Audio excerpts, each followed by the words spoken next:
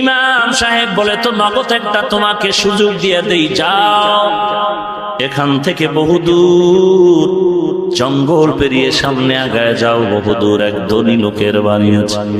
ওই বাড়িওয়ালা ধনী মানুষ, যেমন ধন আছে তেমন মন আছে। যাকে অল্প দেয় তাকে এত বেশি পরিমাণ দেয়, নিজে চলে, সংসার চলে, দানও করতে পারে। তুমি ওর কাছে যাও, ওখান থেকে তুমি টাকা পয়সা দান সৎকার নিয়ে আসো। আল্লাহর বান্দা ইমামের কথার উপরে ইস্তেকামত হয়ে রওনা হয়ে গেল।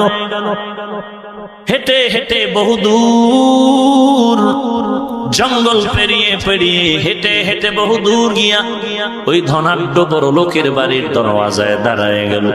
ভাগ্যের নির্মম পরিহাস, দরওয়াজায় দাঁড়ায় শুনে বাড়ির ভেতরে কান্নার আওয়াজ। সবে মাত্র ধনী লোকটার ইন্তেকাল হয়ে গেল। আল্লাহর বান্দা যুবক আফসুসে কলিজা ফেটে কান্না, এত কষ্ট করে আসলাম, আমি বড় অসহায়, আমার টাকা নাই, বাড়ি নাই, ঘর নাই, কেউ আমারে আদর করে না, ধমক দেয়, আমি ডানে বামে মুখ দেখাতে পারি না, আমার ঘরে